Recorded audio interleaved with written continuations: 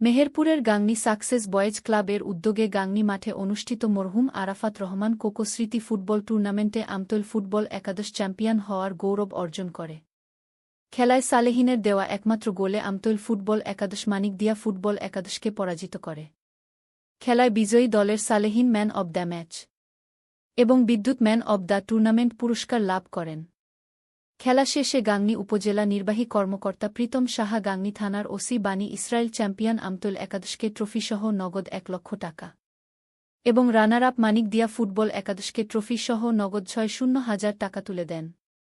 এদিকে খেলা শুরুর প্রাক্কালে তেঁতুলবাড়িয়া ইউনিয়নের সাবেক চেয়ারম্যান রেজাউল হক এবং বামুন্দি ইউনিয়নের সাবেক চেয়ারম্যান আব্দুল আউজাল সেখানে বক্তব্য রাখেন। অনুষ্ঠানের সভাপতিত্ব করেন টুর্নামেন্ট কমিটির আহ্বায়ক শাহিদুল ইসলাম।